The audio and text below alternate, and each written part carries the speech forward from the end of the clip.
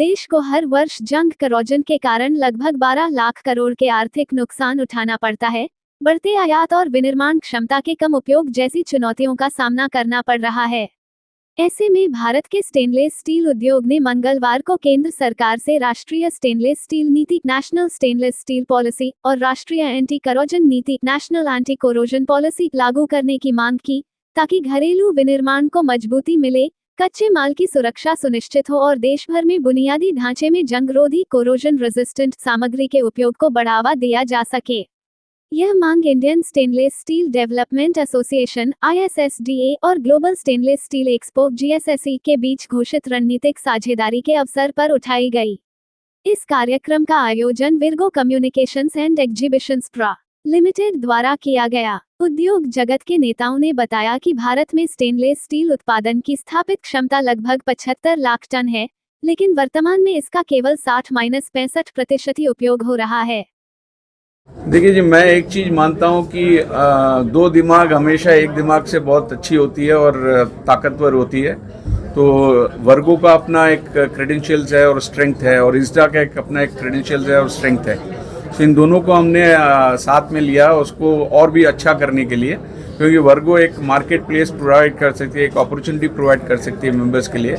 हम उनको यूज़र्स लेके आके देख सकते हैं, हम उनको इंटरनेशनल प्लेयर्स से, जो फॉरेनर्स हैं उनसे उनका जो बेस्ट प्रैक्टिसेस है वो हम लेके आके दे सकते हैं कि हमको क्या करना है। हम अभी बहुत सारे एप्लीकेशंस में स्टेनलेस स्टील को यूज़ कर रहे हैं, तो उसको स्ट्रेंथन करेंगे, उसका एक उद्देश्य है। और दूसरा, बहुत सारे एप्लीकेशंस हैं जहाँ पर स्टेनलेस स्टील यूज़ ही नहीं हो रहा है, उन लोगों को पता नहीं कि स्टेनलेस स्टील यहाँ पर यूज़ हो सकता है।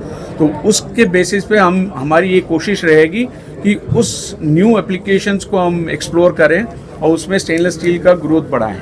सर, जैसे देश में जो आप बोल रहे हैं एक लॉस हो रहा है कोरोजन के चलते, उसको लेके क्या नीति बनानी चाहिए सरकार ने? देखिए, अगर आपने टेनिस फॉलो किया तो उसमें दो टर्म यूज़ करते हैं, एक अनफोर्स्ड एरर और एक फोर्स्ड एरर। अनफोर्स्ड एरर जो है वो अपने हाथ में नहीं है। जैसे आपका हो गया भूकंप, हो गया साइक्लोन, हो गया जिसके चलते मैंने कोई गिर गया, तो वो अपने हाथ में नहीं है। जो भी डैमेज होगा उसके थ्रू से जहाँ डैमेज होगा वो अपने हाथ में नहीं है।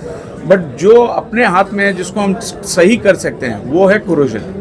क्योंकि कोरोजन क्यों होता है? कोरोजन, अगर आप कोस्टल एरिया में नॉर्मल माइल्ड स्टील को यूज़ करेंगे तो कोरोजन होगा।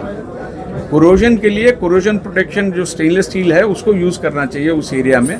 सो यूसेज ऑफ मटेरियल बहुत ही अनिवार्य है इस कोरोजन को बचाने के लिए, कोरोजन से बचने के लिए। और दूसरी बात यह है कि 12 लाख करोड़ अपना इंफ्रास्ट्रक्चर का इन्वेस्टमेंट बजट अलॉटेड हुआ है और 12 लाख करोड़ अपना कोरोजन लॉस है।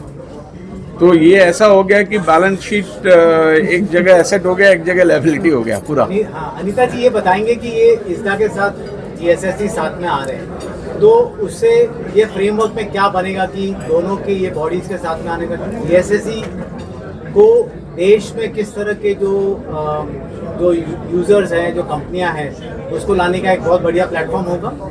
यस, सी GSSE ऑलरेडी एक प्लेटफॉर्म बन गया है।